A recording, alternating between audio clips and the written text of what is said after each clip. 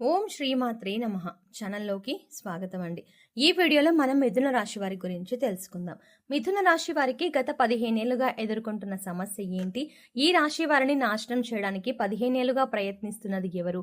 ఈ సమస్యకు పరిష్కారం ఏంటి? ఇక ఇటువంటి సమస్యల నుంచి బయటపడడానికి వీరు చేసుకోవాల్సిన దేవతారాధన అలాగే పాటించవలసిన పరిహారాల గురించి ఈ వీడియోలో మనం వివరంగా తెలుసుకుందాం. కానీ అంతకంటే ముందుగా మీరు కనుక మన ఛానల్ని ఇప్పటి వరకు సబ్స్క్రైబ్ చేసుకోకపోతే సబ్స్క్రైబ్ చేసుకొని పక్కనే వచ్చిన బెల్ ఐకాన్ నొక్కి ఆల్ సెలెక్ట్ చేసుకుంటే మేము ఇలాంటి వీడియోస్ అప్లోడ్ చేయగానే ముందుగా మీకు నోటిఫికేషన్ వస్తుంది.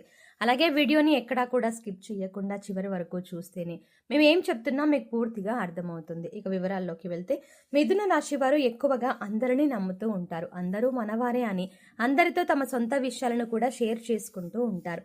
ఇది ఒక రకంగా వీరికి చెడు చేస్తుందని చెప్పాలి. ఎందుకంటే మీకు తెలియని విషయం ఏంటంటే మీరంటే నచ్చని వాళ్ళు మీ నాశనాన్ని కోరుకునే వాళ్ళు మీ చుట్టుపక్కలే ఉన్నారన్న విషయం మీకు తెలియదు. పైకి మీతో ఎంతో స్నేహంగా నటిస్తూ మీ వెనకాల గోతులు తవ్వుతూ ఉంటారు. ఇక బయట ఉండే శత్రువులు కూడా వీరితో కలిసి మీ పతనాన్ని కోరుకుంటున్నారు.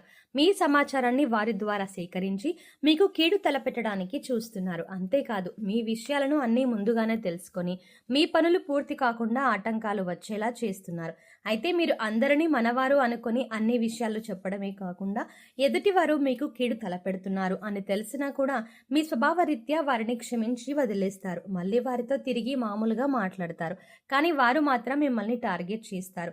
ఈ విషయాన్ని మీరు గమనించాలి. ఈ రాశి వారు దయాగుణం, దానగుణం, క్షమాగుణం అధికంగా కలిగి ఉంటారు. ఇటువంటి గుణాల కారణంగా మీరు శత్రువుల బారిన పడుతూ ఉంటారు. మీరు ఎంత మంచిగా ఉన్నా ఎదుటివారు మిమ్మల్ని చూసి ఓర్వలేని స్థితిలో ఉంటారు. అందువల్ల వారు మీకు శత్రువులుగా మారుతూ ఉంటారు. మీరు ఏదైనా ఫలితాలు పెడితే దాన్ని పూర్తి చేసేంత వరకు నిద్రపోని మనస్తత్వాన్ని కలిగి ఉంటారు. కానీ శత్రువులు మాత్రం మీరు చేసే పనులు ఏ విధంగా చెడగొడదామా అని ఎదురు చూస్తూ ఉంటారు. కాబట్టి ఈ విషయాన్ని మీరు గమనించుకొని శత్రువులు ఎవరో మిత్రులు ఎవరో గుర్తించవలసి ఉంటుంది. ముఖ్యంగా ఉద్యోగం చేసే స్థలంలో కానివ్వండి లేదా మీ ఇంటి దగ్గర కానివ్వండి, ఎవరైనా సరే మీరు ఎంత కష్టపడినా కూడా పైవారికి మీ కష్టం తెలియకుండా మధ్యలో ఉండి అంతా మేమే చేశాం అని చెప్పుకొని దాని నుంచి వారు పై అధికారుల నుంచి లబ్ధి పొందుతున్నారు. ఇలా అనేక రకాలుగా మీకు నష్టాన్ని చేయడానికి ప్రయత్నిస్తున్నారు. అది ఏ రంగంలోనైనా, వృత్తి, ఉద్యోగం, వ్యాపారం లేదా మీ ఇరుగు పొరుగు వారు కానీ ఇలా ఎక్కడ చూస్తున్నా సరే మీకు ఏదో ఒక విధంగా నష్టాన్ని కలిగించడానికి ప్రయత్నిస్తున్నారు. దీనికి గల కారణం మీ మంచితనమే.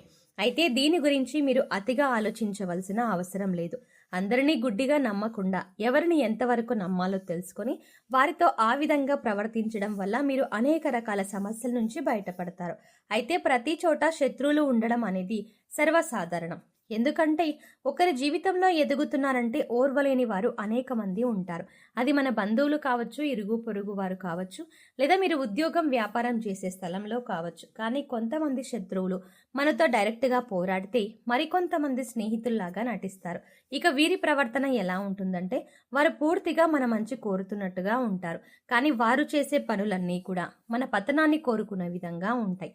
అందుకోసం ఈ రాశివారు ఎవరు ఎలాంటి వారు అని తెలుసుకొని వారిని కొంచెం దూరం పెడితే ఎన్నో ఏళ్లుగా మీరు పడుతున్నటువంటి కష్టాల నుంచి బయటపడినట్లే. ముందుగా మీరు ప్రతి విషయాన్ని అందరికీ చెప్పడం మానేయండి.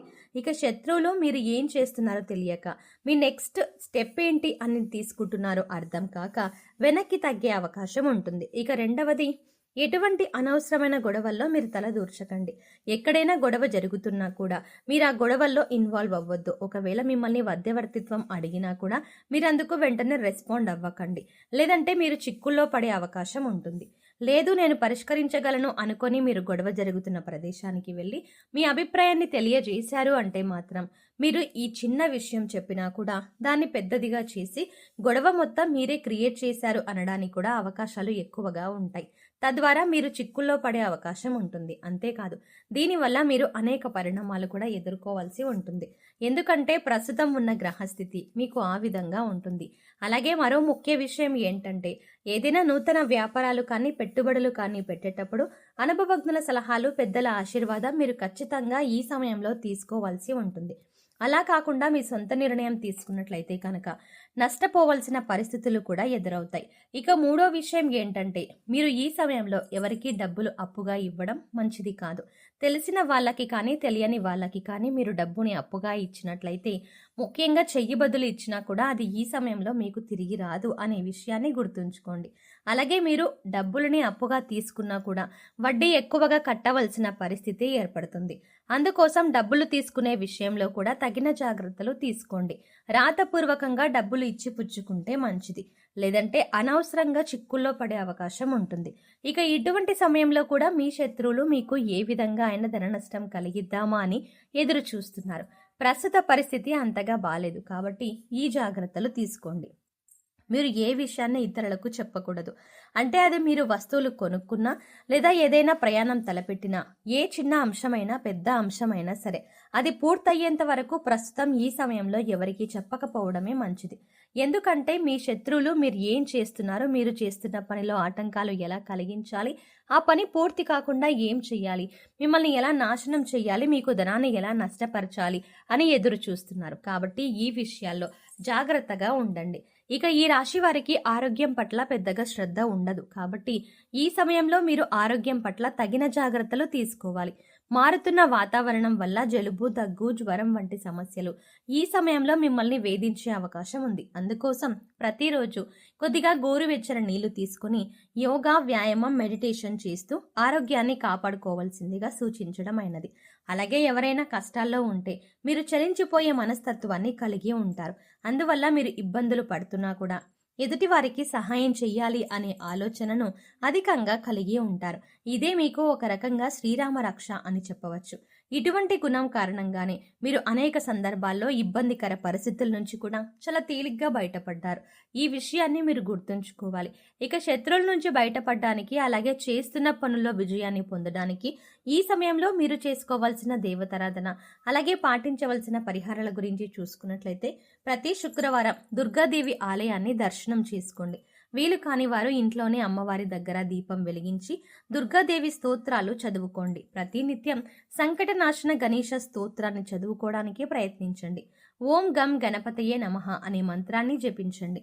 ఇలా చేయడం వల్ల మీరు తలపెట్టిన పనుల్లో ఆటంకాలన్నీ కూడా చరించిపోతాయి. దుర్గాదేవి మిమ్మల్ని శత్రువుల నుంచి కాపాడుతుంది. ఇక ఈ సమయంలో మీరు పాటించవలసిన పరిహారాలు చూసుకున్నట్లయితే అనాథ పిల్లలకు, లేని వారికి అన్నదానం చెయ్యండి. కనీసం ఒక్కరికైనా కడుపు నిండా భోజనం పెట్టండి. శనిదేవునికి తైలాభిషేకం చేయించుకోండి. పశుపక్షాదులకు, మూగజీవాలకు తాగడానికి నీళ్లు, తినడానికి ఆహారాన్ని అందించండి. సో చూసారు కదండి, మిథున రాశి వారి శత్రువులు ఎవరు, వారు మీతో ఎలా ప్రవర్తిస్తారు, మీరు ఎటువంటి జాగ్రత్తలు తీసుకోవడం వల్ల శత్రువుల దాడి నుంచి బయటపడవచ్చు, అలాగే ఈ సమయంలో మీరు చేసుకోవాల్సిన దేవతారాధన, అలాగే పాటించవలసిన పరిహారాల గురించి ఈ వీడియోలో మనం వివరంగా తెలుసుకున్నాం కదా. ఈ వీడియో మీకు నచ్చినట్టయితే లైక్ చేసి మీ ఫ్రెండ్స్ అండ్ ఫ్యామిలీ మెంబర్స్లో మిథున రాశి వారు ఎవరైనా ఉంటే వారితో మర్చిపోకుండా ఈ వీడియోని షేర్ చేసుకోండి. అలాగే ఇప్పటి వరకు మన ఛానల్ని సబ్స్క్రైబ్ చేసుకోకపోతే వెంటనే సబ్స్క్రైబ్ చేసుకొని పక్కనే వచ్చిన బెల్ ఐకాన్ నొక్కి ఆల్ సెలెక్ట్ చేసుకుంటే మేము ఇలాంటి వీడియోస్ అప్లోడ్ చేయగానే ముందుగా మీకు నోటిఫికేషన్ అందుతుంది. మరో చక్కటి వీడియోతో మళ్ళీ కలుద్దామండి. ఓం శ్రీమాత్రే నమః.